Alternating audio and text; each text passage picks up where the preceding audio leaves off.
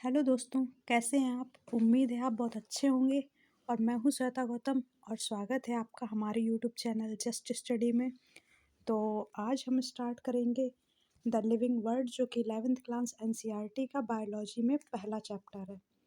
तो आज हम इस लेक्चर में देखेंगे कुछ इम्पोर्टेंट टाइप के एमसीक्यूज़, जो कि कई एग्ज़ाम के लिए इम्पोर्टेंट हैं, जैसे कि सीपी नेट हुआ, बीएससी नर्सिंग हुआ, फार्मेसी हुआ और यूपी कैटेड एग्ज़ाम हुआ। ये अदर अदर यूनिवर्सिटी कराती हैं। तो हम इसके एमसीक्यूज़ लगाएंगे, जो कि इन सब एग्ज़ाम्स में आते रहते हैं अक्सर। तो चलिए स्टार्ट करते हैं। विच पहला क्वेश्चन देखेंगे, which two of the below given point are known as twin character of growth. पहला क्वेश्चन आप देखिए,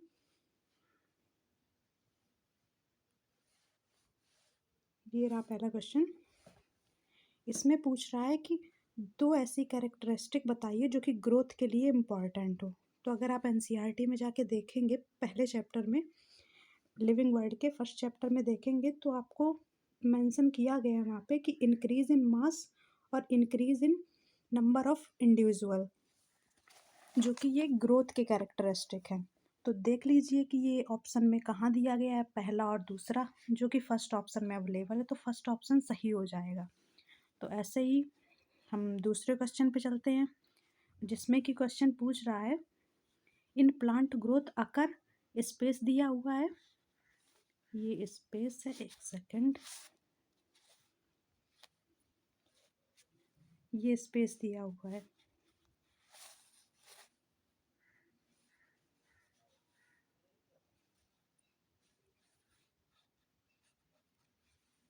ये ठीक है।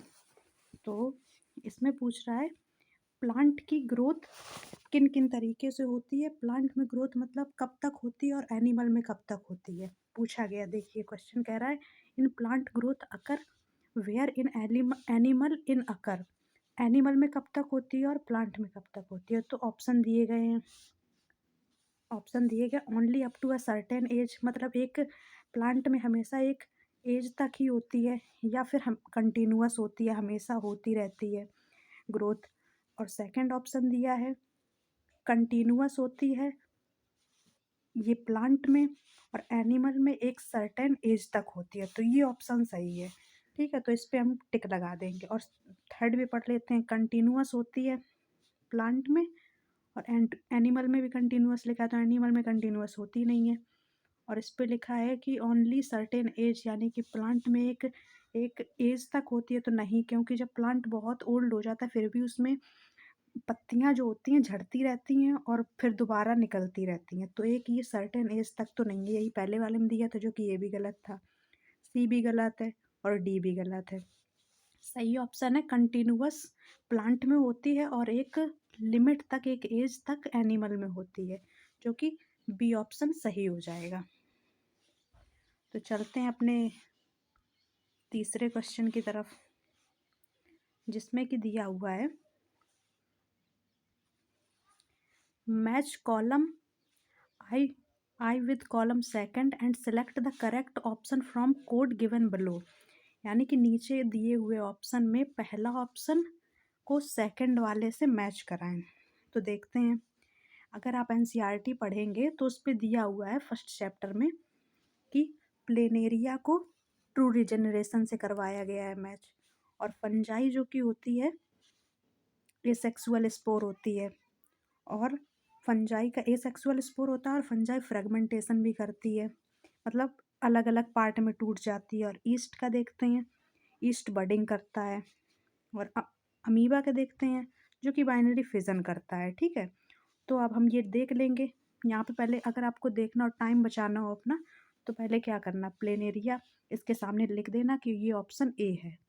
उसके बाद फंजाई का देखना, फंजाई तो यहाँ पे लिख देना बी। ठीक है, फंजाई का बी हो गया। और ईस्ट का, ईस्ट यहाँ पे तो सी का सी ही है। और अमीबा का देखना डी, तो यहाँ पे लिख दो डी। अब ऑप्शन में मैच कर लो। पहले वाले में देखो क्या है, ए कहाँ है, ए का फोर्थ, ये तो गलत हो जाएगा ऐसे ही। और बी का देखना, बी का क्या है, ए का फोर्थ, तो देखना ए इसमें भी है। और ये सिर्फ इसी वाले में है बी में, तो ये आंसर सही हो जाएगा। एक ऑप्शन ही मिला है और आपका आंसर सही होगा। इसमें आपकी टाइम की बचत होगी और आप जल्दी से पेपर को सॉल्व भी कर पाओगे। ठीक है, तो इसमें बी सही हो गया और ऑप्शंस को मिलाने की ज़रूरत ही नहीं है क्योंकि इसमें बी वाला सही है। तो फिर चलो अपने नेक्स्ट क्वेश्चन की तरफ चलते हैं।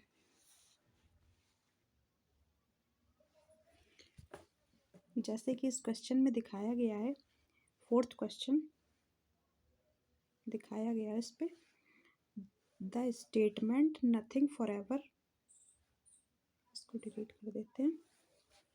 The statement nothing forever yet life continue the illustrated of role of. ठीक है, तो इस पे इस क्वेश्चन में कह रहा है ऐसी कौन सी चीज़ है जो कि लिविंग के लिए ज़रूरी नहीं है कि वो हो, ताकि उससे मतलब कि आगे चल के उसकी लाइफ चलती रहेगी। ऐसी कौन सी चीज़ है जो ना भी हो उसके बगैर भी उसकी लाइफ चलती रहेगी। तो रिप्रोडक्शन एक ऐसी प्रोसेस है, अगर ये ना भी हो किसी भी ऑर्गेनिज्म में तो भी उनकी लाइफ चलती रहेगी। जैसे कि हम एग्जाम्पल के लिए मान लेते हैं एक मेल है और एक फीमेल है, तो अगर ये दोनों रिप्रोड्यूस नहीं कर पा रहे हैं, एक नया गैमीट नहीं फॉर्म कर पा रहे, एक रिप्रोडक्शन में एक न्यू बेबी नहीं प्रोड्यूस कर पा रहे हैं, तो ज़रूरी नहीं कि ये नॉन लिविंग हो गए। ये नॉन लिविंग तो हो नहीं गए, ये सर्वाइव तो कर ही सकते हैं।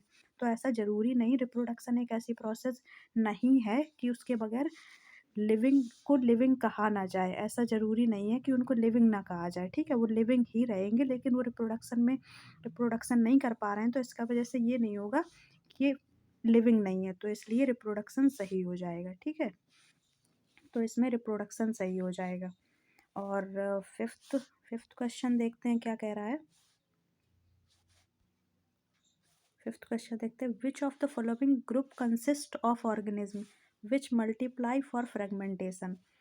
ऐसी कौन सी प्रोसेस है जो फ्रेगमेंटेशन मल्टीप्लाई करती है, फ्रेगमेंटेशन को प्रमोट करती है। तो देख लेना इस ऑप्शंस में कौन सी चीज़ है जो फ्रेगमेंटेशन करती है, मल्टीपल टाइप के फ्रेगमेंटेशन करती है।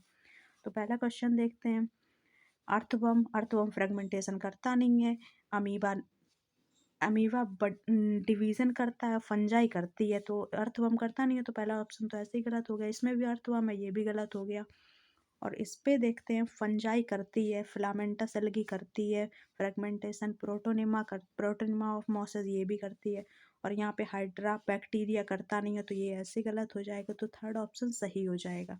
तो थर्ड ऑप्शन पे टिक कर देते हैं और आगे देखते हैं next question.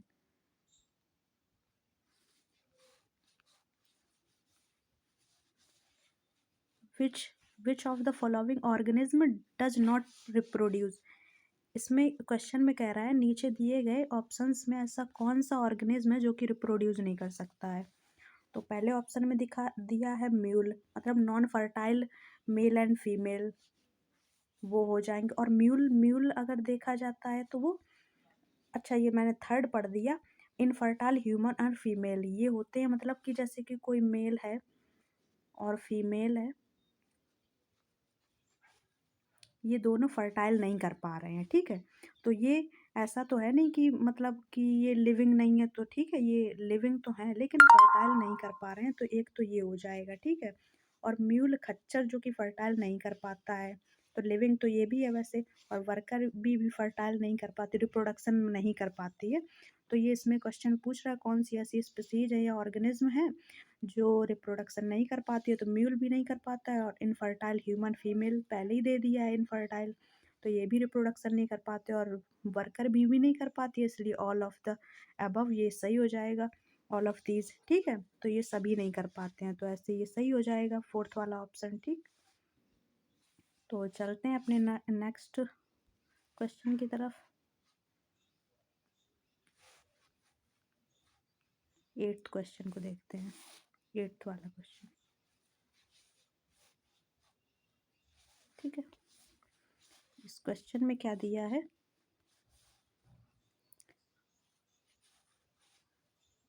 which of the following statement regarding the response of living organism to external stimuli।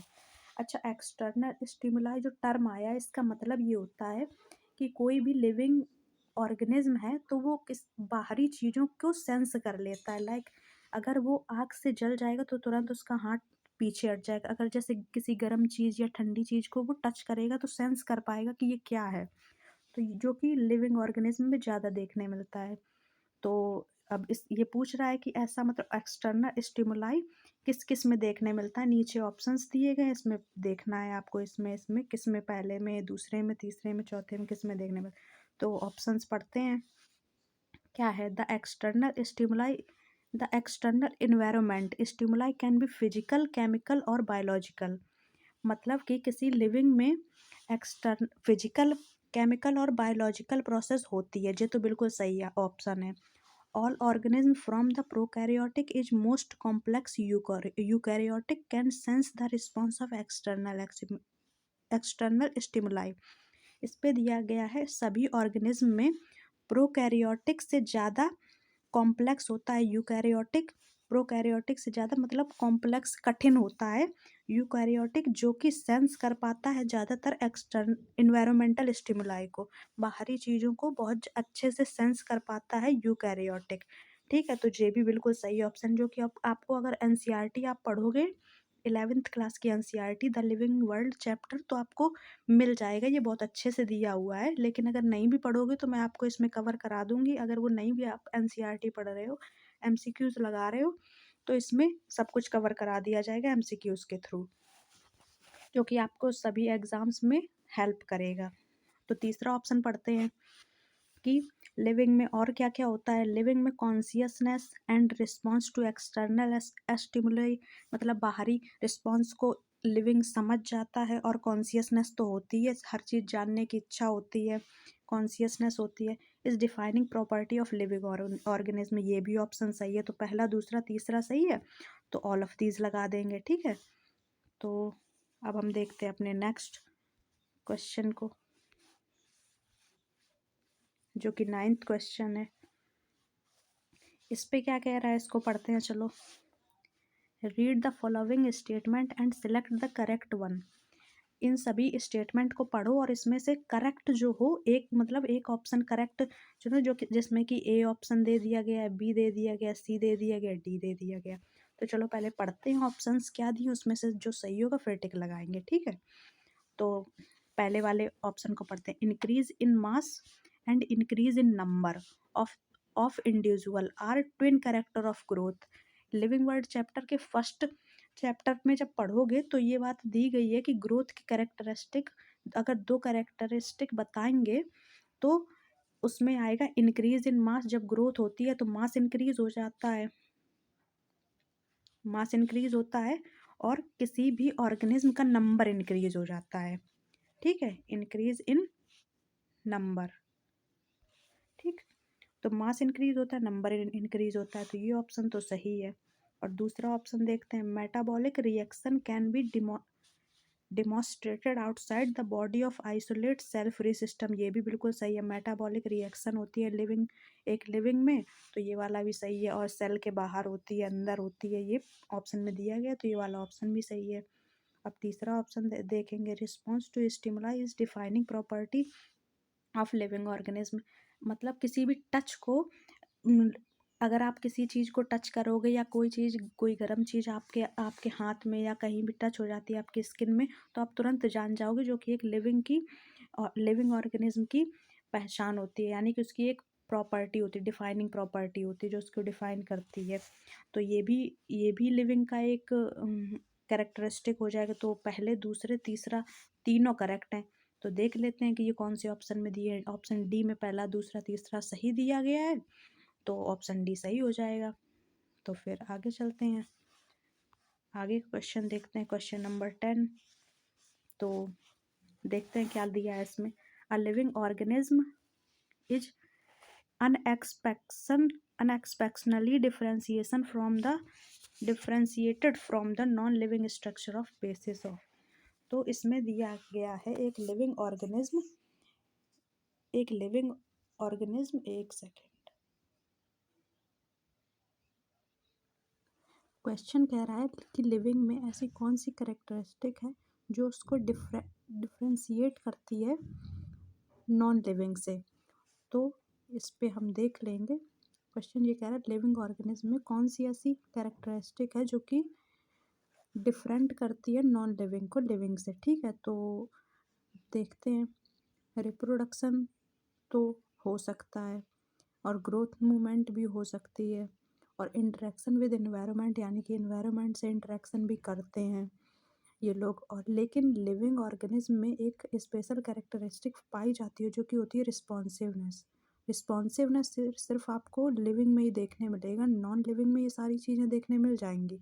अगर आप एनसीईआरटी पढ़ेंगे तब देखेंगे कि ये तीनों चीज़ें आपको नॉन लिविंग में तो देखने मिल जाएंगी, लेकिन रिस्पॉन्सिवनेस है जो कि आपको सिर्फ लिविंग में देखने मिलेगी, तो डी ऑप्शन सही हो जाएगा। और नेक्स्ट क्वेश्चन 11 देखते हैं हम लोग, क्या दिया है इसमें। Which of the following set does not contain the defining property characteristic of living organism? जैसे कि इसमें दिखाया गया है, मतलब क्वेश्चन ये कह रहा है कि कौन सी ऐसी डिफाइनिंग कैरेक्टरिस्टिक है जो कि लिविंग की नहीं है। तो ग्रोथ और रिप्रोडक्शन लिविंग की डिफाइनिंग प्रॉपर्टी नहीं है। बिल्कुल लिविंग को इस तरीके से, अगर जैसे कि कोई मेल और फीमेल ले लो, मेल फीमेल हैं लेकिन वो इनफर्टाइल हैं,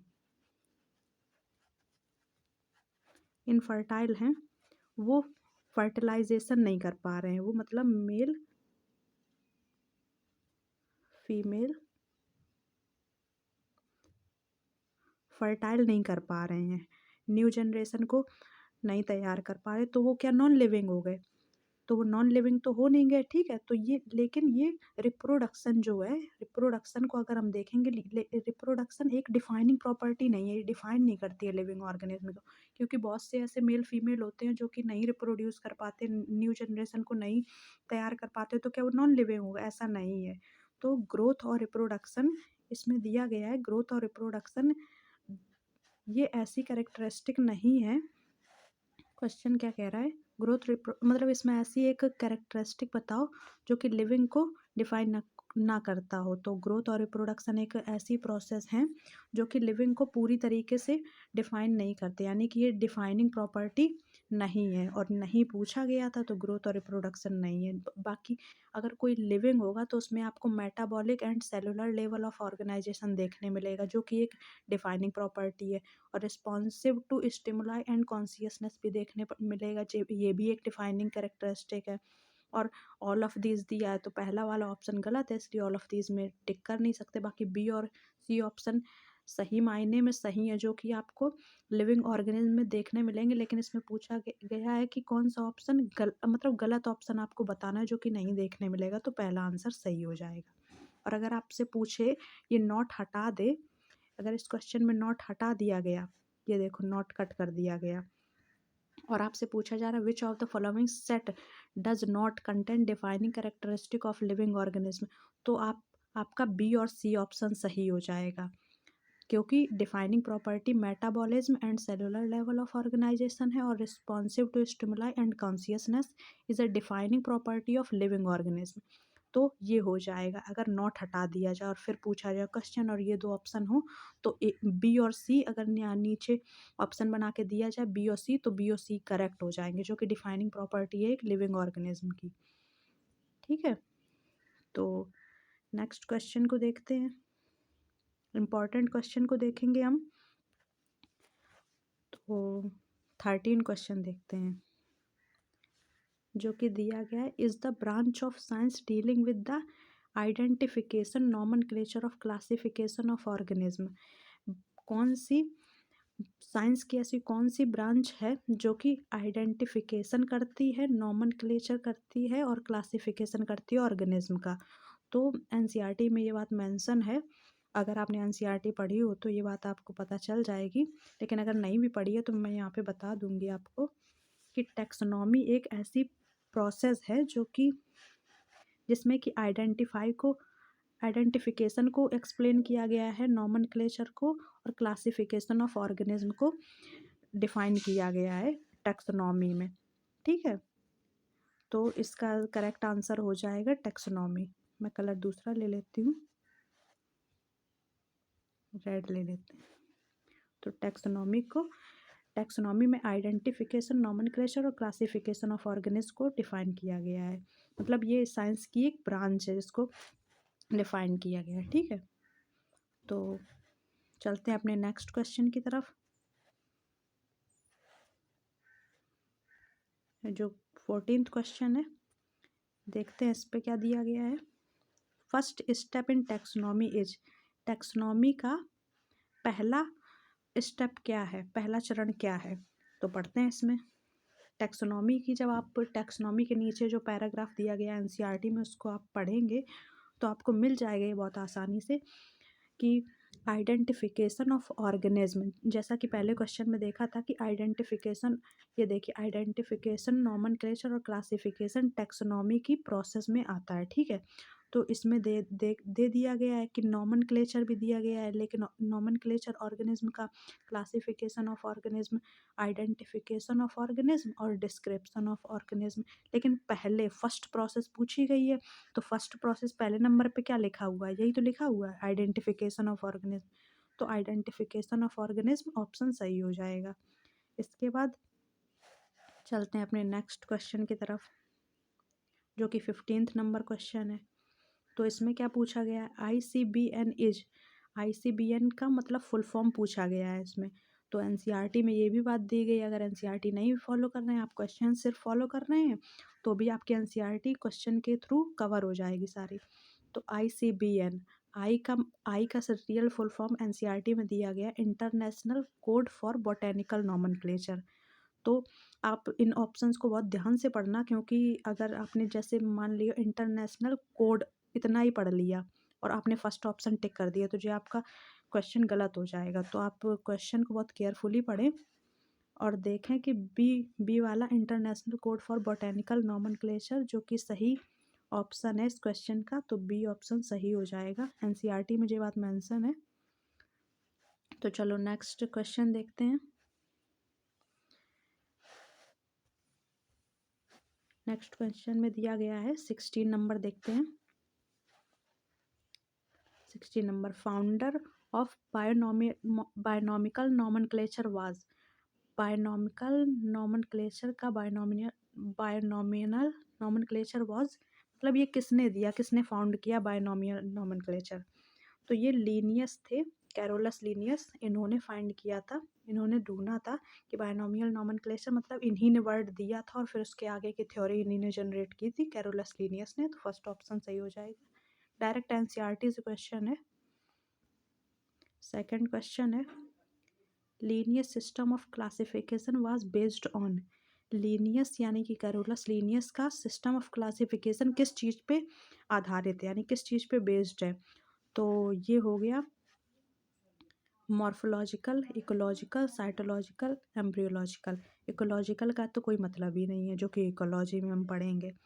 यहाँ पे इकोलॉजी का कोई मतलब नहीं है। साइटोलॉजी जो कि सेल के थ्रू होता है, इसका भी यहाँ पे कोई मतलब। एम्ब्रियोलॉजी ये हो सकता था अगर इसमें एम्ब्रियो की कोई बात करते कैरोलस लीनियर, जो कि उन्होंने नहीं किया, उन्होंने सिर्फ उसके बाहरी आकार और रूप को देखा, जिसको कि मॉर्फोलॉजी कहते हैं। एनाटॉमी का मतलब होता है कि जैसे हम किसी एनाटॉमी, जैसे कि हम किसी भी स्ट्रक्चर के अंदर की चीज़ों को पढ़ते हैं, अंदर क्या चल रहा है, ठीक है। और अगर हम मॉर्फोलॉजी ले लें, मॉर्फोलॉजी,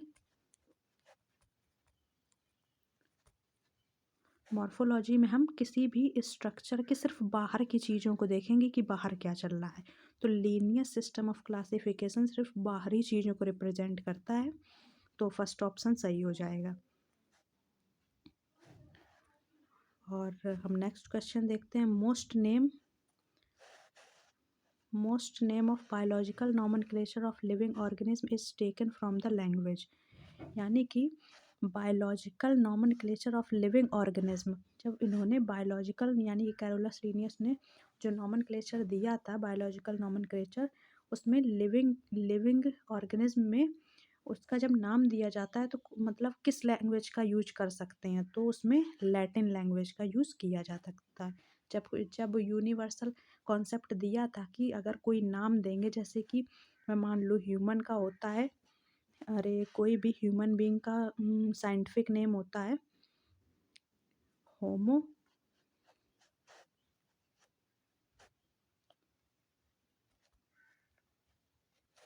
होमोसैपियंस, इसको स्मॉल बना है ये, ठीक है, लग कैपिटल रहा है लेकिन स्मॉल बना है, होमो सैपियंस।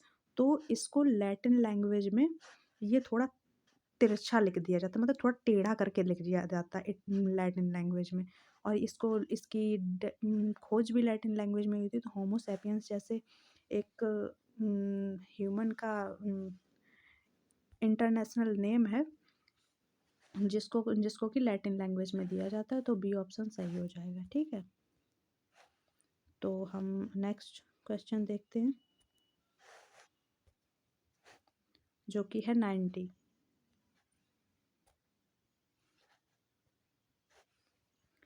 चलिए दोस्तों, हम अब इस 19 क्वेश्चन से हम लोग बात वाली वीडियो में देखेंगे। ये वीडियो काफ़ी लंबी हो जाएगी, फिर आप लोग स्किप करके देखेंगे। तो इतने क्वेश्चन यहाँ पे सफिशियंट हैं, 15 क्वेश्चन कम से कम हो गए होंगे इस वीडियो में। तो आगे के क्वेश्चन हम नेक्स्ट वीडियो में देखेंगे। तब तक के लिए थैंक यू।